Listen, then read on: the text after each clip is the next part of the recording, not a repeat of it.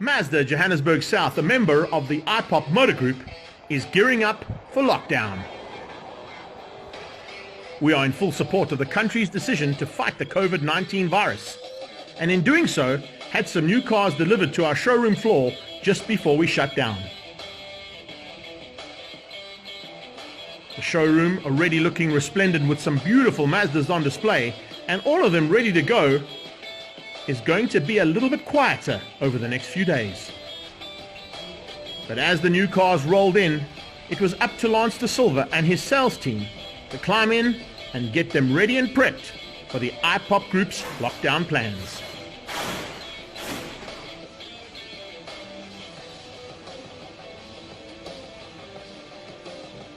The sales team is headed up by Frances Lewis Williams, and her sales executives are ready to go to double check all aspects of these cars as they unwrap them with glee.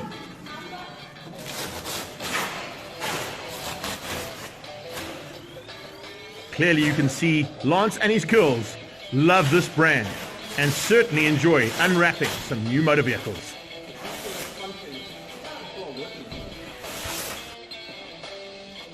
Every aspect is checked and double checked to ensure that nothing is left behind.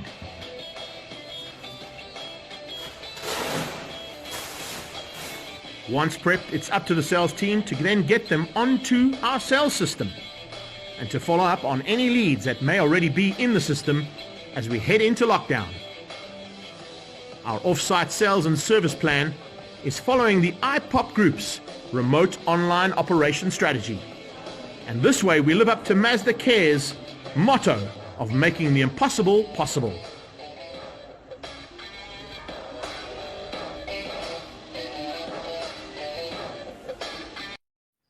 Go and browse online now, on all our sites. Discuss the requirements you need with Lance and his team via the phone, email, chat, or even on our social media platforms, whichever you prefer. Your patience during this time and new process would be greatly appreciated. But have a look at that. Even our Group MD, Mayor Benjamin, has made himself available and will endeavour as much as he can to give you the powerful new experience like our CX-5 does and ensure you get as close as possible to securing your brand new set of wheels. Stay safe out there and we'll see you online. Welcome to episode 11 of Keeping Motorsport Alive. Here are your hosts, Gary van der Spey and Greg Moloney. Only just. How's it, Gary?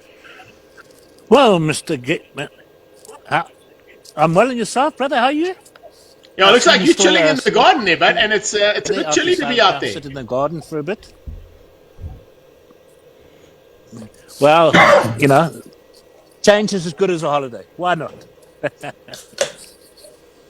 You've been busy, my boy. I see you been very busy. I'm still stuck here in my garage. Running around the country.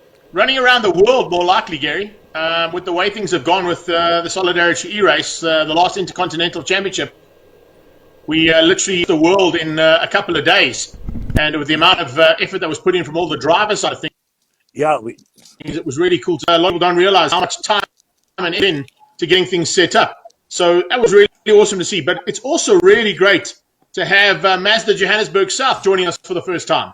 Lance, it's great to have you here, and a big welcome from our side at Keeping Motorsport Alive to Mazda Johannesburg South and your whole team. Hi, good afternoon. Welcome. I've got a bad signal. I'm really struggling to hear you guys. Well, we'll try and push through as much as we can, Lance. I know there's a bit of bandwidth issues at the moment in the country, so we'll get to the nitty-gritty of what we're here to talk about. Once again, a massive thanks to you and to Mazda Johannesburg Group for supporting our first 6 episodes of what we've got here at Keeping Motorsport Alive. But one cool thing about what's happened in the last week, the restrictions have been just lowered slightly. How does that affect business and what you're going to be doing in the very near future? Greg, I'll try and pick up what really struggling to hear. But yes, it's been a bit of a tough one with this shutdown and trying to get things back on track. But the team at Mazda Joburg South are really trying their hardest and fighting everything to get the dealership ready and make it compliant for when we get that day for the go-ahead to open up our doors, even if it is at a reduced pace. And we look forward. We need to get back on track and see what we can pull together. How have things gone on this first day of being back in the office? Sorry, can you try and repeat that? I'm really struggling here. Sure. I said, how did the first day of being back in the office go? Is it all about getting the place cleaned up and sanitized and ready to go? Yes, we sanitized our dealership. Everything is on track there. The showroom floor has been demarcated with no-go zones and keeping the distances and all that kind of stuff. A few odds and ends that needs to be completed, but I'm sure it will be done by Wednesday, Thursday, the latest, and we'll be good to go. That's fantastic, yeah, because I'm sure people are excited about the fact that they can come back and get face-to-face with you. No, absolutely. Everybody's excited. No one wants to stay home any longer, and people are raring to go. We're getting inquiries and leads are coming through left, right, and center. And my team that are working remotely are doing a fantastic job by keeping our loyal and new customers up to date with the progress and where we're going to. I just hope the demarcated zones are not anywhere near the four hotties that work for you, but a tough life with those ladies working for you. Yeah, a little bit of a tough one, eh? But I mean, they've kept the business flowing in this tough time, which I think is a testament to how well your team works, and of course how well the whole group works. Because keeping that online strategy for the time of lockdown has certainly, hopefully, kept your customers happy as well. Yeah, no, that's the main thing is keeping our customers happy. The loyal ones that have been coming back for years and years and years, especially with the service department and the guys that purchase the vehicles, and we got to keep them happy, and we got to look after the new guys the new customers that are coming our way and showing interest and looking at Mazda Johannesburg South. There are a couple of new cars that are sort of being touted out there, and one of them, of course, was a big contender at this year's Car of the Year, the Mazda 3. That must be pretty exciting to have on the showroom floor. Yes, I think I picked up that question there. Like I say, you're breaking up, but I'll try. Yes, the Mazda 3, a phenomenal vehicle. As we are all aware that it won the World Car Design of the Year award, and it's a fantastic, good-looking, stylish car. And this is the second time that won this type of award. The first one was, I think, about 4 years ago with the MX-5. And to be involved with this brand, it's actually an honor and a privilege for us as the dealer to be part of this fantastic brand that we have in our stable. Lance, I know that there's options available to the drivers as well in terms of the technology. I mean, you've got an Apple car, Absolutely, you've got an yes. Android car system that can go in. Yeah, no, there's Apple CarPlay, an Android CarPlay that they've got in the vehicle now. It's a phenomenal feature, as everybody knows. And it really makes our lives simple. Driving around, you've got your phone connected, everything is working in front of you. No need to aggravate and try and find this and find anything. It's so hands-on, it's easy to use, and it's enjoyable. And that's the most important thing, is that Mazda, our vehicles are enjoyable vehicles, and you drive them and you enjoy them. Yeah, that's exactly right. I mean, my mom's had a Mazda 3 now probably for the last 10 years, and we'll be looking to probably do an upgrade soon if things go according to plan after lockdown. How do people get hold of you now that the lockdown has been sort of restrictions are done? to get hold of us, yes, it's simple.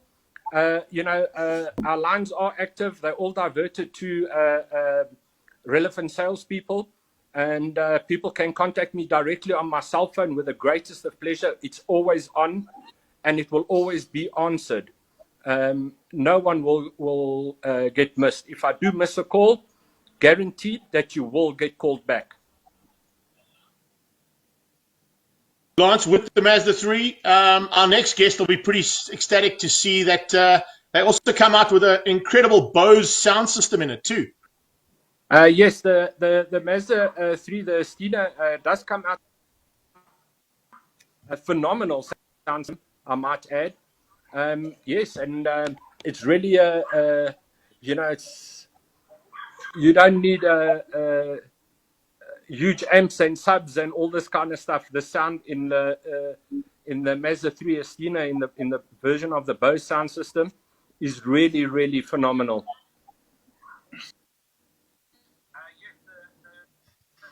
Any other plans going forward now, Lance, in terms of vehicles that are coming forward and that we need to be aware of from Mazda's point of view? Look, at this stage, I'm sure things will get revealed maybe later during the course of the year with the CX30 that will be coming out and launching. Mm-hmm. Let's hope it still happens, and we hope the delay doesn't take any longer. And then we can look forward to a fantastic new vehicle that will be launching, as I said, the CX30. Yeah, that is a really cool little vehicle, and I think the SUV market is going to be a buzz with how good that little car is. There's some exciting times for the Mazda brand and exciting times for the IPOP group as well, and of course for Mazda Johannesburg. From your side, what are the plans to sort of get things up and running as lockdown is then completely unrestricted? Because our plan, we're going to make sure that our dealership and our staff the dealership is fully ready and compliant, and our staff and make sure that everything, all measures are followed in the correct procedure. And we're not going to leave a loophole there. We'll make sure everything gets done according to plan and the way it is required for us at our dealership. And let's just hope that the business starts growing and people start coming into the dealerships in not too distant of a future. After all, buying a vehicle, the best part about it is touch, feel, and test drive their car. As they say, bums in the seats is the best thing in our business. No doubt about it. You have to get bums in the seats. I think that's important as well. From our side, a massive thanks to you and the Mazda Johannesburg South team and to the IPOP group for on our first couple of ventures here on Pardal Live. We wish you all the very best for the restrictions being taken down in the very near future, and hopefully we can have you back on again to talk about some new product in the near future.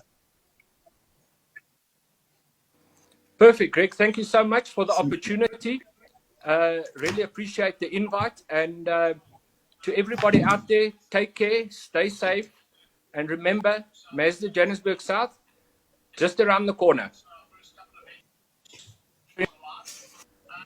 Awesome stuff, Lance. Thank you so much, buddy. We appreciate your support.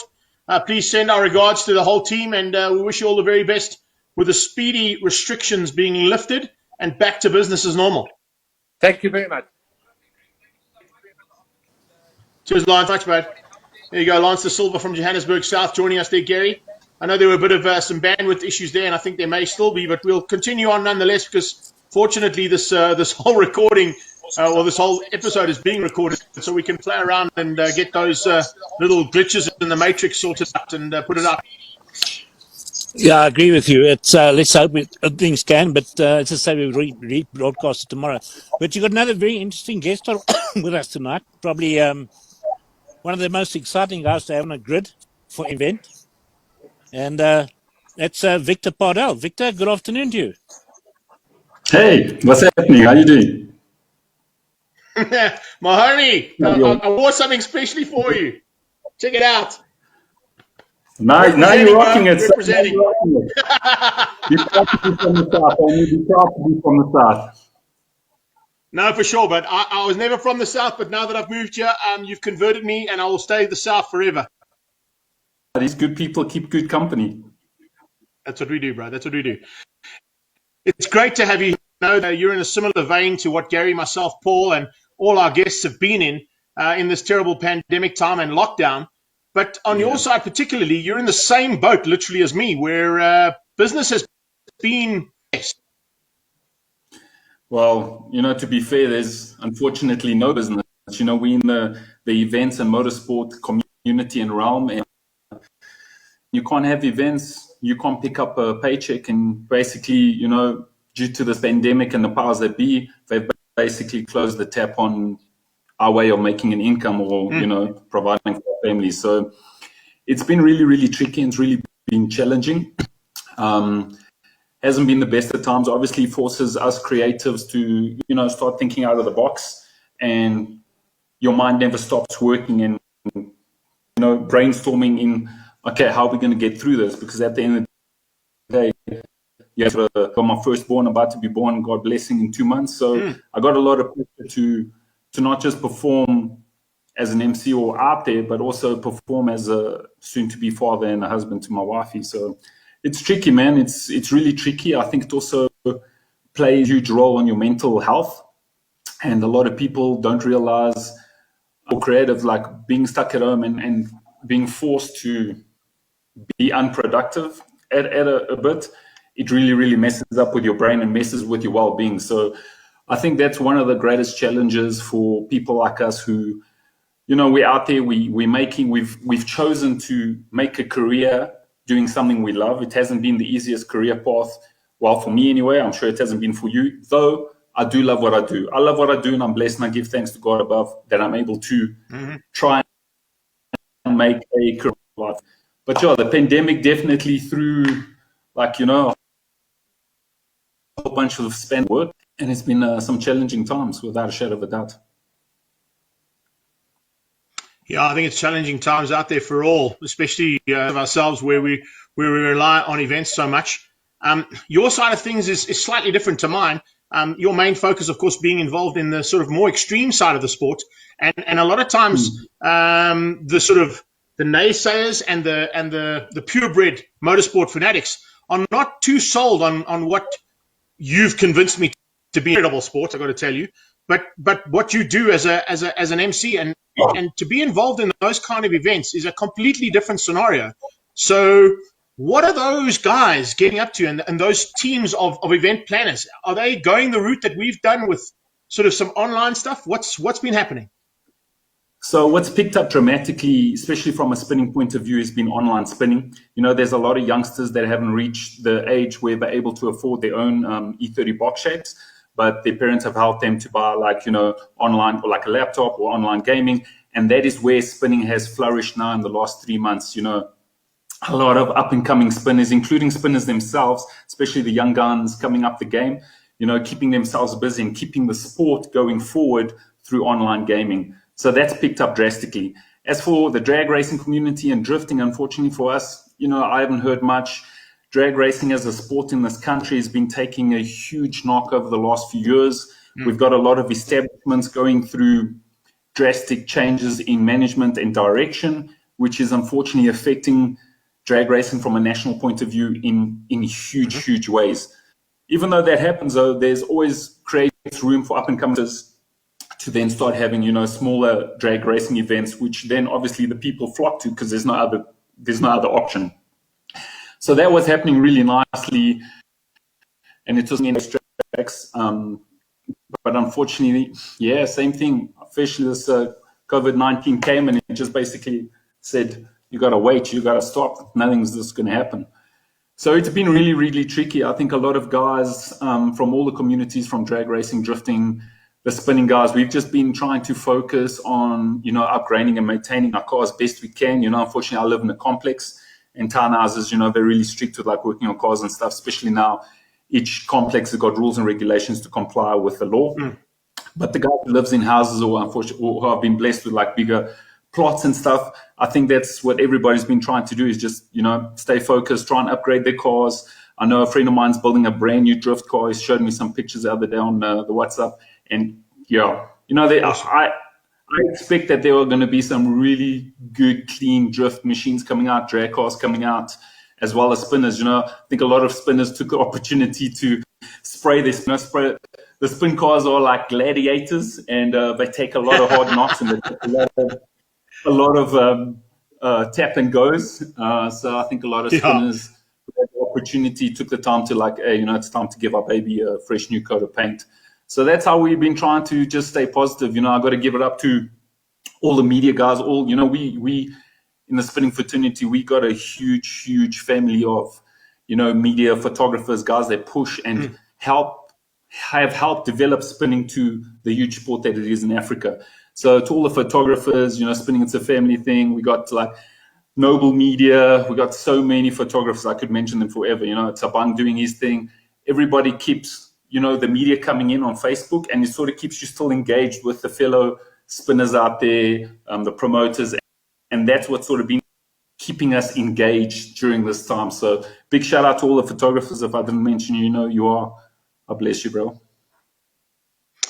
Vic, another aspect that we need to talk about, we've been spending most of our time, well, I have, over the last 2 weeks, putting an online gaming event together called Solidarity E-Race, which of course raised nearly 50,000 Rand towards the Solidarity Fund. But it's something that we didn't look at was sort of outside entertainment. And I know there's always a nice marriage between what you guys do in the spinning and drifting world and what we do on the circuit.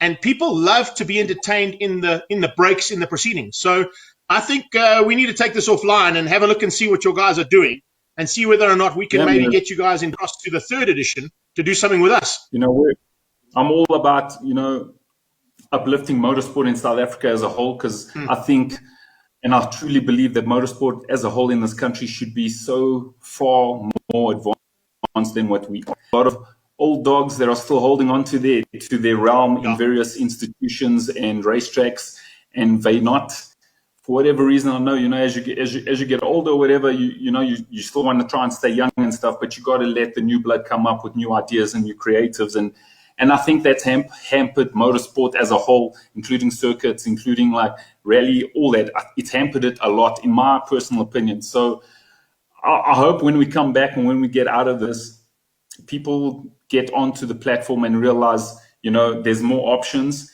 and just elevate motorsport as a whole. I've been blessed to travel, as you have, across the sea, and been to a few international events, and I'm like, we got such mad, talented South African drivers, spinners, drag racers, engine builders, etc., etc., etc., and we deserve to have the platform of the international stage that there are so many events overseas. We can have that right here. Obviously, you need the buy-in from the sponsors, and I think the promoters of the yesteryear in the 90s was like a small little kid, bro. Burnt a lot of bridges because we had access to some major league sponsors back then, and maybe those sponsors weren't managed as correctly as they should have been. We had Vodacom, we had Westbank. They were pumping big money, especially into circuit racing of the heydays, and the tracks used to be full. And things have changed drastically, from mid 2000s to now. And I respect every circuit race. I've got various friends. I just don't see motorsport as a whole getting the numbers it deserves. Like, Kyalami should be packed. It shouldn't be just attended by fellow drivers and family and pit crew. It should be packed. There should be no reason why that place is not packed when it has a full event. I got to shout out, there are a lot of racetracks that put a lot of effort into family entertainment. Shout out to Swartkorps. I don't do too many events at Swartkorps, but as a family-orientated event, I think they've hooked that track and that mindset right. And, I salute them. But there's a lot of other racetracks that need to up their game. Obviously, it's always a financial thing. You need money, you need capital to better the track itself and better the amount of money that you put into marketing the event. I keep telling promoters, Facebook does not solve your advertising and marketing requirements. By you posting like 2 or 3 posts on Facebook, it's not going to solve the advertising requirement for a major league event for you to pull the crowd in so that you're able to, pay your overheads and contribute back to your business as a racetrack. I feel there are some really good promoters that are not racetrack owners, and there are some racetrack owners that are really good racetrack owners, but not great promoters. So that is what we need to realize, that we all got strengths, and we need to come together to make the events and make the championships successful. Because if you don't come together and each person pulling their own way, don't evolve. I hear you, and I hear you loud and clear on that one. I think we were on the same track there for sure. Just in terms of that and the way you sort of brought it in, the promotion side of things is very, very big when it comes to what we're doing at the moment online. And if I give you the sort of touted figures that we've hit in terms of social media and the normal standard option in media, I mean, we've had a return on investment, I think, of over 3 million rand in 2 weeks to printed media and normal media, not even on social media. So, and going exactly the way you're speaking, there are certain players in this game that need to be at the forefront when it comes to putting the events together and promoting them. And then there's the track owners that need to benefit from it. There's no doubt they have to benefit from it, but they have to ensure that they meet the promoter halfway and make it worth his while to bring an event.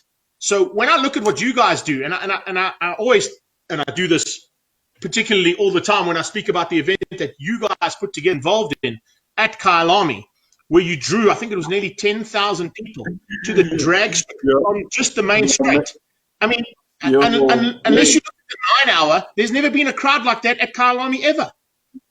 I give you props for bringing that up, because that's one of, I've done many events and I've been a promoter with my partner Dowd in Southside Crew since we started this. But Kyalami was just blew us away completely.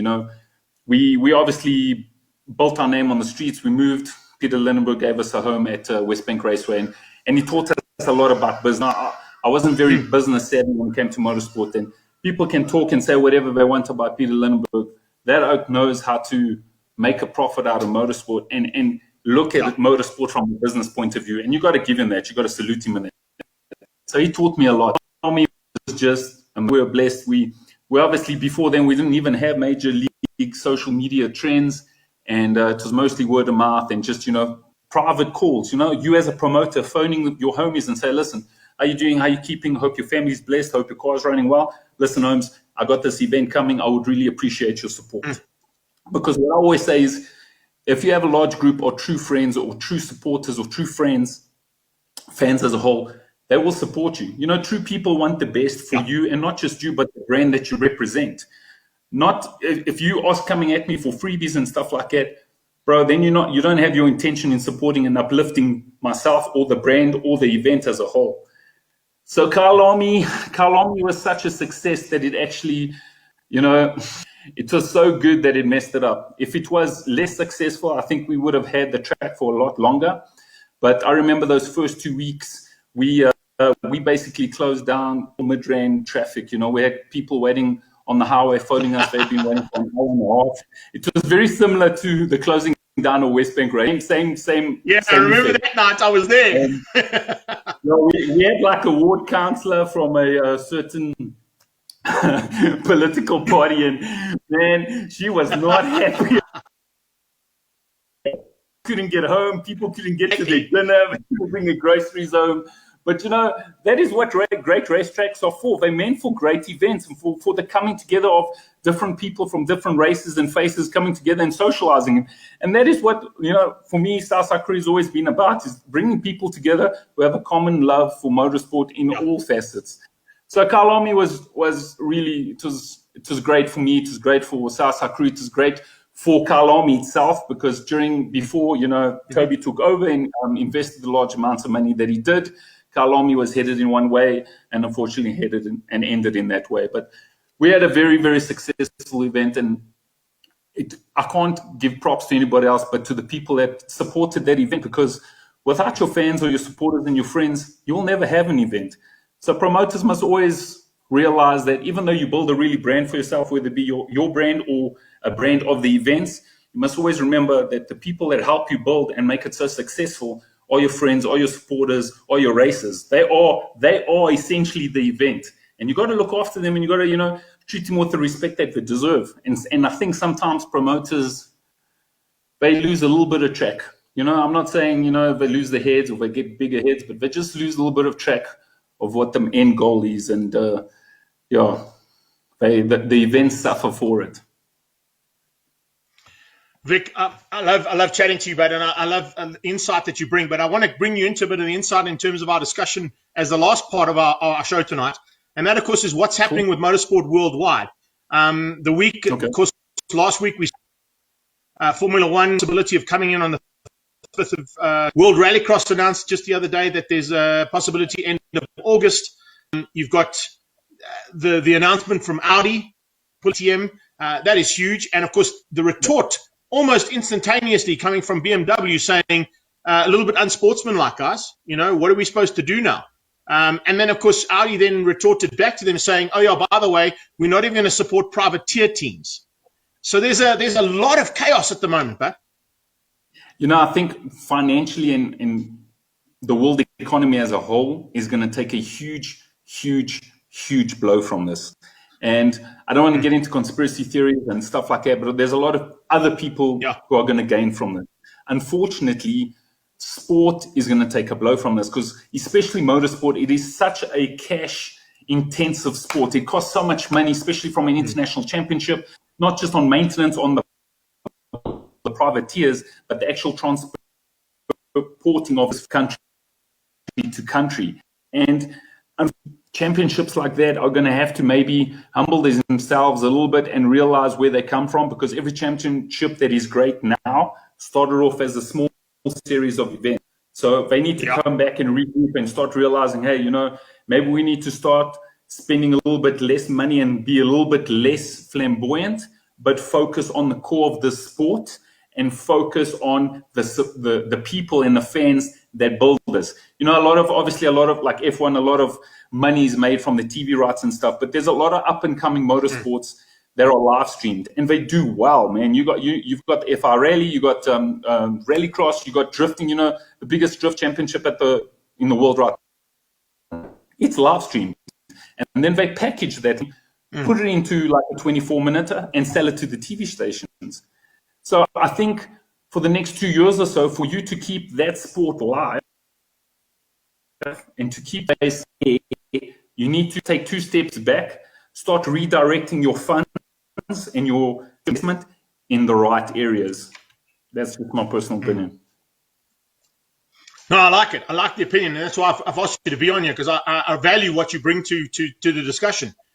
We spoke about e-racing and how it's grown in this time of lockdown.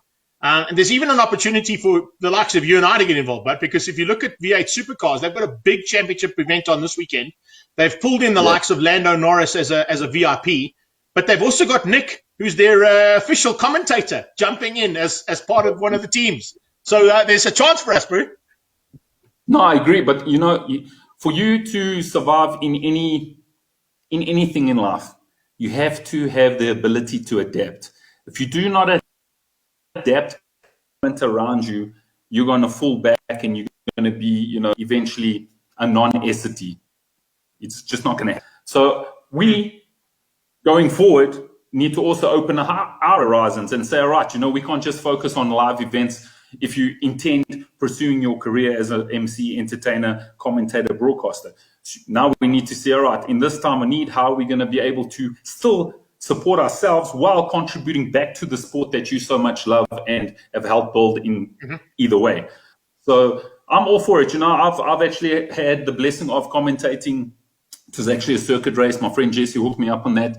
And it was really fun for me, because it's essentially the same thing. Even though it's digitally, you still got to hype the crowd. You still got to entertain the crowd. You still got to let the people know the valid information that's happening on the screen.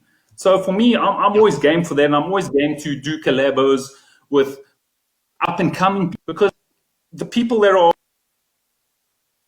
superstars and an MC, an artist, a race car driver, a championship, there's always people that are coming up in the game. And if you do not give your time and help cultivate them or give them a helping hand in, education, and just say, hey, this is how it works. This is how you can do things better. If you want to listen to my advice, take it. If you don't, that's cool.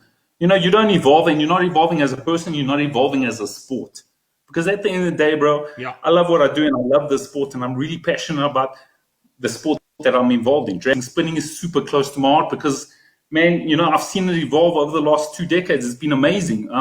Drags is where I started from. That's how Sasa Crew came about. You know, drifting is my passion because from a driver's point of view, I just love the speed. So I'm here to contribute to the motorsport, not just here in South Africa, but to showcase South African motorsport to the world and say, hey, you know what? You're forgetting about Africa. You know, everybody concentrates Asia, Europe, North America, South America. And I'm like, you know what? We don't even have one single F1 round in like Africa. Like, how does that happen?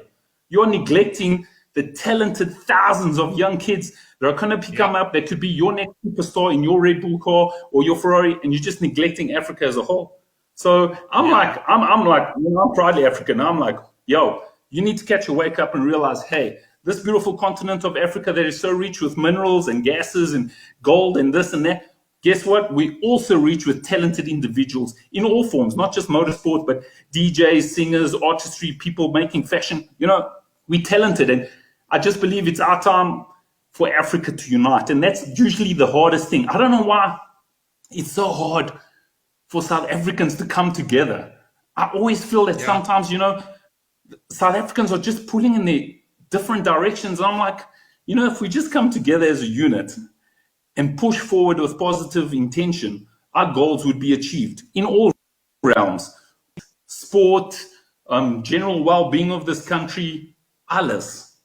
But there are so many outside forces from the rest of the world or people that are wanting to gain financially from our, you know, crazy times and us clashing together, that things just don't move forward.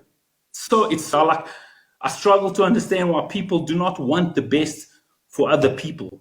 It's just crazy. You know, I don't want to bring like, you know, there's a single little commandment in the Bible. It just goes like this. If you love your neighbor as you love yourself.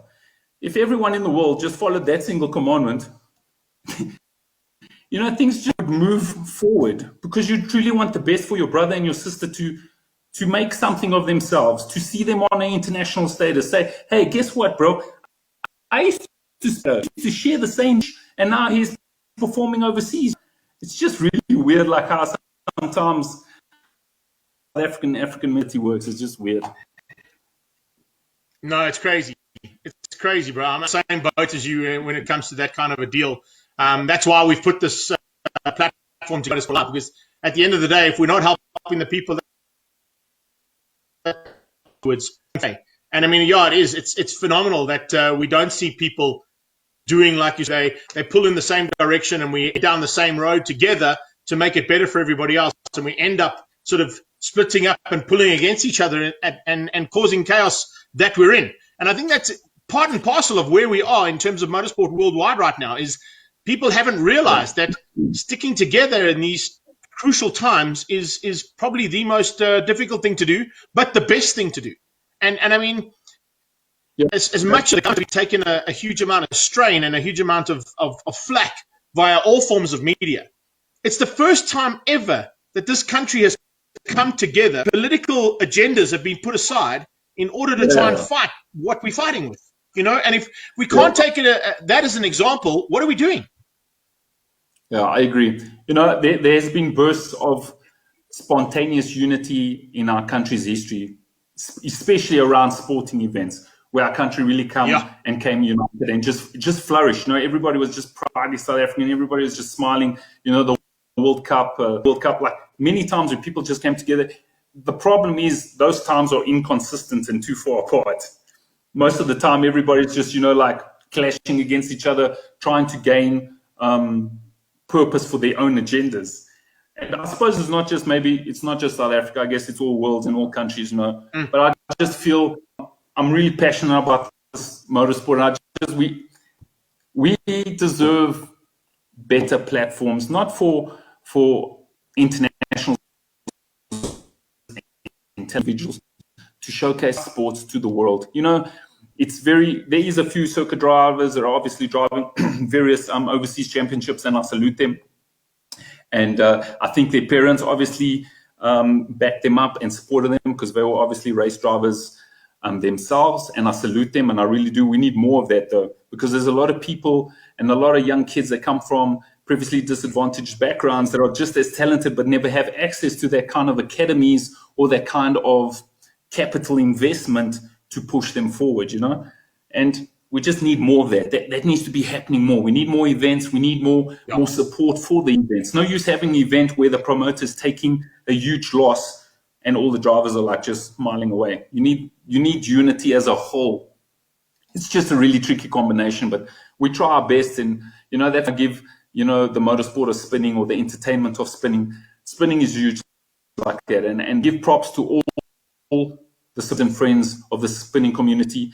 They have elevated that sport in the last decade substantially. In my eyes, spinning is the biggest, well-supported motorsport in Africa as a whole.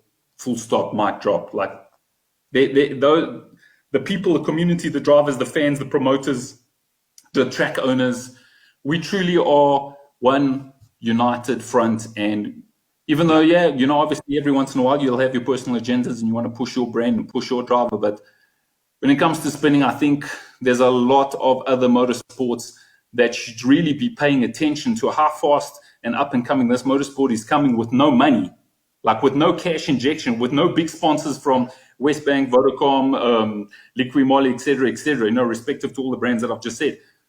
Spinning is doing that by its own. It's rising, like the rose that grew from the concrete. It's rising from its own power, its own unity of its people, its community. And motorsport in South Africa should really catch a wake up and realize that, hey, we can learn a few things from this up and coming motorsport, from the talented drivers that are there.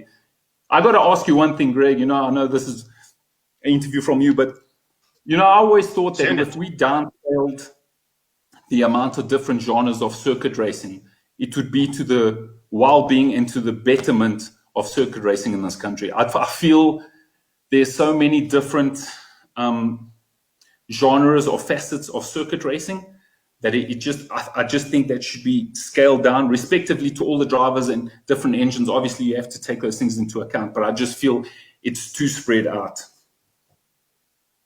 Yeah, I must agree. And I actually had a discussion yesterday on a very similar vein, saying, there's a situation where we're overpopulated in terms of certain saloon car and single-seater categories. And maybe what we need to do, we actually discussed it with the big boss of MSA in our very first episode of Keeping Motorsport Alive, in terms of what the plans are to ensure that the big pie becomes available to everybody at the end, because there's not going to be enough of it to go around like it was before the epidemic hit. And that means that planning from a circuit racing point of view, from a circuit owner's point of view, from a track owner's point of view, from the promoters, from the sponsors, all of that's got to be taken into account. And a reshuffle is not a bad idea. From outside looking in, sometimes you need to take people's advice that are actually not involved in the inner sanctum of sport, because they see things from a different angle, right? And that, from Vic Pardal's point of view, bro, that's what needs to be done. And one thing that I did learn by throwing multiple events at Westbank Raceway when we had that facility is start incorporating other motorsport, because it brings different target market, different people to that event that will then be exposed to, V8 supercars or Sav Speed or, the Gianni brothers driving their modified M3s, Lambos, et cetera, et cetera. If you are just focusing on your market that you have been focusing for the last decade plus, if you do the same thing, you're only going to achieve the same results consistently. So start thinking out the box, start incorporating other forms of motorsport. At one stage, I've got to give it up to Mike and Jim at Superdrift. We were like the halftime entertainment at the circuit racing at Swartkops. And I think that worked so well because people then saw something else. And then both sports gained, because you get new fans from the guys that just came to watch it drifting and suddenly saw, hey man, there's Sav Speed doing his thing, bro. Let me follow him on social media. Oh, that person's gained one follower, possibly a future investor or sponsoring himself. He himself as Sav Speed is going to invest in the sport. And I don't understand why promoters struggle with it. Like, start opening up your box, man. You can't be living in the same box. You're going to get the same results. You just start incorporating other motorsports, because you will gain from them coming to your track. Sure. I And mean, they I saw it. pretty I much saw it in that one event, Mike and Jim and you guys. When we looked at the ending at 5 and opened up the top loop at the Zoc Club for a drifting event. I mean, the people that were there that were watching the circuit race couldn't get out because of the amount of people that were coming in to watch the drifting, and eventually stayed on and were blown away. So, yeah, I'm 100% behind it. I'm always behind a multifaceted event, particularly when it brings in development of the sport, and particularly the sport that's developing so well, your love and passion. And when I see big events like Festival of Motoring and at Kyle Army 9 Hour, therein lies just the proof in the pudding on how well those work. Entertainment value. I agree completely. You know, going forward after this epidemic, you know, promoters, racetrack owners need to broaden their horizons and allow other up-and-coming motorsports as well as promoters a chance at those facilities, because it's only for the betterment of the sport as a whole. It's in betterment for the amount of sponsors, future sponsors we can reach, as well as our target market be grown. It just needs to be done. Like, you know, I feel, you know, I don't want to mention names, but I feel powers that be that maybe have controlling governance and stuff should really have a brainstorming session, because sometimes I really don't think what they do. I don't know what they're doing. I just think they're sitting in that position of power or guidance or authority, whatever you want to call it, and they're not physically brainstorming and saying, listen, we govern motorsport as a whole. Let's govern it. Let's be enthusiastic about it. Let's actually talk to promoters. Like, let's phone. Hey, Harry, Gas Magazine, how you doing? Listen, you're doing really well in KZN.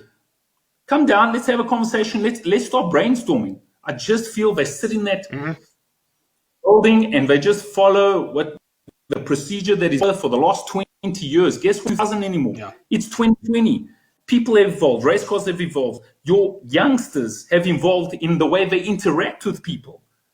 And that is needed. Like, yeah, man, that institution needs to catch a whack up. You really need to pick up the phone and actually speak to the people that are growing the motorsport you govern. Like, strongly believe that, man. 100%. Well, dude, we can chat all night, and I love the interaction always with you, and I do appreciate your time.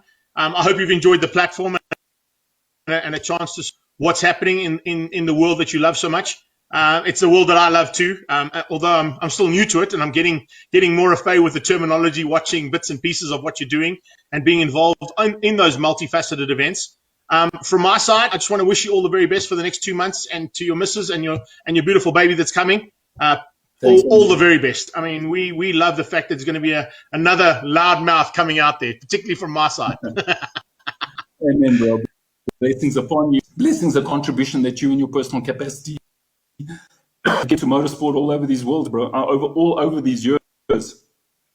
And, you know, something that I get a lot of people sometimes underappreciate the role that an MC or commentator or broadcaster has in the contribution to motorsport. And me being one of those people that fulfill their roles, I appreciate it. So from me, man, and I just want to say thank you for your contribution over all these years, bro.